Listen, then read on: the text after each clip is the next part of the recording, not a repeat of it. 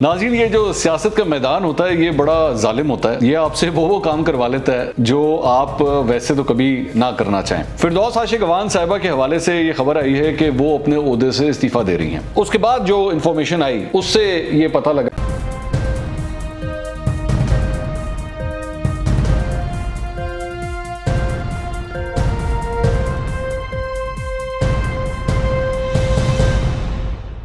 अस्सलाम वालेकुम नाज़रीन, मैं हूं मंसूर अली खान। अपने YouTube चैनल के ऊपर आपको खुश आमदीद कहूँगा। सबसे पहले आपसे दरख्वास्त के चैनल को सब्सक्राइब करना मत भूलिएगा और बेल आइकन ज़रूर प्रेस कीजिएगा।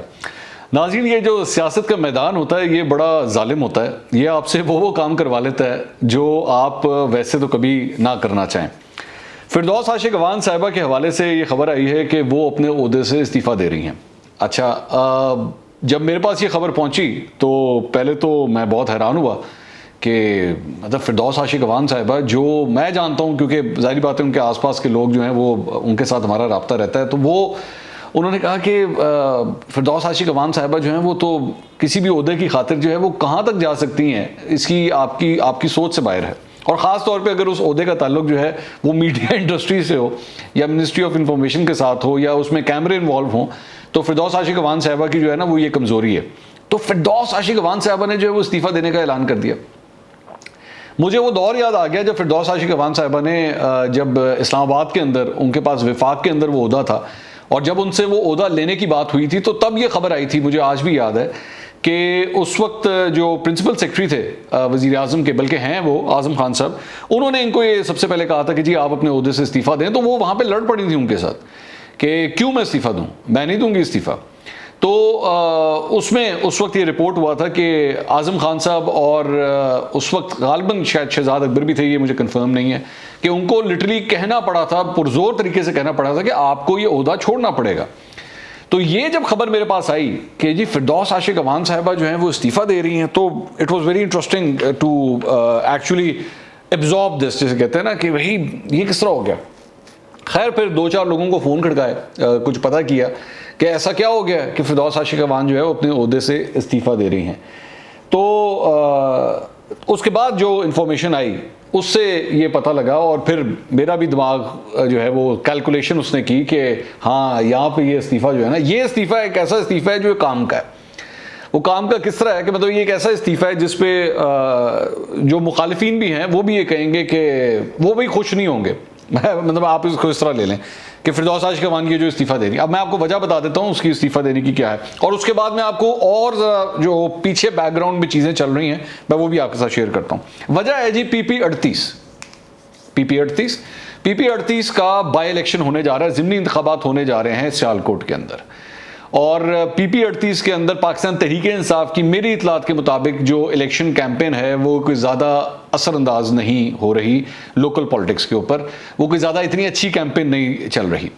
और उसकी बहुत बड़ी वजह यह है कि पिछले 1.5 महीने में जो कुछ हुआ है पाकिस्तान तहरीक-ए-इंसाफ के साथ PP 38 के अंदर, वो एक कॉमेडी से कम नहीं है, एक मजाक से कम नहीं है। वो क्यों है वो मैं आपको बताता हूँ। वजह यह है जी, कैसर इकबाल बरियार साहब ये PP 38 से पाकिस्तान तहरीक-ए-इंसाफ के टिकट होल्डर थे। ये थे का लफ्ज़ बड़ा इंपॉर्टेंट है। वो क्यों थे, इसकी वजह यह कि उन्होंने जब अपने नॉमिनेशन पेपर्स जमा कराए इलेक्शन कमीशन ऑफ पाकिस्तान में, तो पता ये लगा कि वो जब उन्होंने वो नॉमिनेशन पेपर्स जमा कराए तो वो ब्रिटिश सिटीजन थे, उनके पास ब्रिटिश नेशनैलिटी भी थी, ड्यूल नेशनल थे जिस तरह आप इसको कह लें। अच्छा, ये कैसर इकबाल बरियार साहब जो हैं ये ज़हन में रखिएगा सियालकोट चैम्बर ऑफ कॉमर्स के सदर भी हैं। इन्होंने जब वो पेपर्स अपने जमा करवाए तो बाद में ये पता लगा, चैलेंज किया गया कि जी नहीं, इनके पास तो ड्यूल नेशनैलिटी है। उन्होंने ये कहा कि नहीं, ये नेशनैलिटी जो है वो मैंने छोड़ दी थी, लेकिन मेरे पास उसका सर्टिफिकेट बाद का आया है। ये बिल्कुल वही मामला है जो फैसलवाड़ा वाला था। बहरहाल इलेक्शन कमीशन ऑफ पाकिस्तान ने उनके पेपर्स रिजेक्ट कर दिए, उनकी नॉमिनेशन पेपर्स रिजेक्ट हो गए। अच्छा, ये बरियार साहब जो हैं उसके बाद इन्होंने लाहौर हाईकोर्ट में इसको चैलेंज किया। ये लाहौर हाईकोर्ट से भी ये इनकी अपील उड़ गई, वो उनके नॉमिनेशन पेपर रिजेक्टेड रहे। इनके जो कवरिंग कैंडिडेट थे वो, बल्कि थे नहीं हैं, ये हैं वो थे, जो हैं वो हैं एहसन सलीम बरियार साहब। ये एहसन सलीम बरियार साहब एक नौजवान हैं और ये कैसर इकबाल बरियार साहब के मतलब उनसे रिलेटेड हैं। इनको कवरिंग कैंडिडेट के तौर पे जो है वो रखा गया था। अच्छा, इनका जो एहसन सलीम बरियार साहब हैं जो अब पाकिस्तान तहरीक-ए-इंसाफ से इलेक्शन लड़ रहे हैं, इनके 2 कनेक्शन हैं, बल्कि 3 कनेक्शन हैं, 2 भी नहीं 3 कनेक्शन है। ये आपको ये स्टोरी समझना बहुत जरूरी है, तब आप ये जब ये स्टोरी समझेंगे तो फिर उसके बाद फिरदौस आशिक अवान के इस्तीफे की बात आपको समझ आएगी। तो मैं आपको बताता हूं, तो एहसन सलीम बरियार साहब जो हैं वो साहबजादे हैं मुस्लिम लीग काफ के वाइस प्रेसिडेंट के, जो इस हलके में मुस्लिम लीग काफ के जो वाइस प्रेसिडेंट हैं उनके साहबजादे हैं। और ये एक कनेक्शन हो गया, और कैसर इकबाल बरियार साहब से भी इनका ताल्लुक है। और जो तीसरा ताल्लुक है, ये चीफ मिनिस्टर के जो प्रिंसिपल सेक्रेटरी हैं, जिनको अक्सर टीके कहा जाता है, मैंने इस पर व्लॉग भी किया हुआ है, उनको पंजाब के अंदर टीके के नाम है, उनका शॉर्ट नेम है, ये वो वाला टीका नहीं है सिरिंज वाला, ये उनका नाम का जो शॉर्ट फॉर्म है वो टीके है। ये उनके दामाद भी हैं। तो इनके 3 मुख्तलिफ कनेक्शन है इन साहब के, एहसन सलीम बरियार साहब के। अच्छा, अब एहसन सलीम बरियार साहब चूंकि कवरिंग कैंडिडेट हैं तो ये उतने तगड़े तो नहीं हैं जितने कैसर इकबाल बरियार साहब थे। और ये पिछले महीने 1 महीने से जो कैंपेन कर रहे हैं, इनको इस बात का अंदाजा हुआ है कि पाकिस्तान तहरीक इंसाफ का वोट बैंक जो है वो PP 38 के अंदर बहुत ज्यादा डिस्ट्रीब्यूटेड है और वहां पे उनके अपने बड़े फैक्शंस बने हुए हैं। अब वो फैक्शंस क्यों बने हुए हैं, अब जरा इसके ऊपर आ जाइए। वो फैक्शंस इसलिए बने हुए हैं कि 2 लोग पाकिस्तान तहरीक इंसाफ के, जिसमें एक ताहिर हंदली साहब और एक सईद अहमद भल्ली साहब, ये दोनों जो है ये पाकिस्तान तहरीक इंसाफ में ये भी शामिल थे। लेकिन पिछला इलेक्शन जो था वो सईद अहमद भल्ली साहब ने 2018 में लड़ा था, 40,531 वोट इन्होंने हासिल किए थे, लेकिन पाकिस्तान तहरीक इंसाफ ने इन ज़िमनी इंतखाबात में इनको टिकट नहीं दिया। तो एक तो ये नाराज हो गए।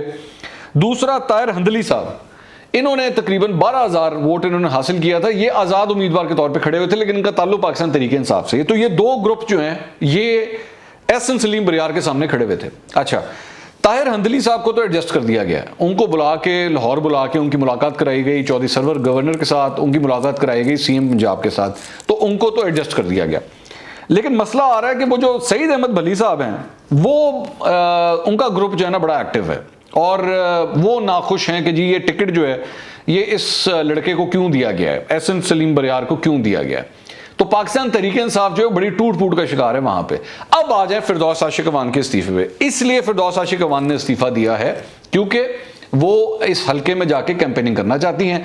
लास्ट टाइम आपको याद होगा जब डस्का का इलेक्शन हुआ था तो फिरदौस आशिक अवान को जो है वो कैंपेनिंग नहीं वो कर सकती थी क्योंकि इस वक्त उनके पास एक सरकारी ओहदा है। ये वही वाला फॉर्मूला है जो उस्मान डार का था। अगर आपको याद होगा उस्मान डार भी जो है वो वजीर आजम के साथ जो है एसोसिएटेड थे, उनके साथ जो है वो काम करते थे, लेकिन चूंकि उन्होंने कैंपेन करनी थी तो उन्होंने अपने ओहदे से इस्तीफा दिया था और उसके बाद इन्होंने आके कैंपेनिंग की थी, फिर वापस जाके जो है वो अपना वो जो ओहदा था वो उनको वापस मिल गया।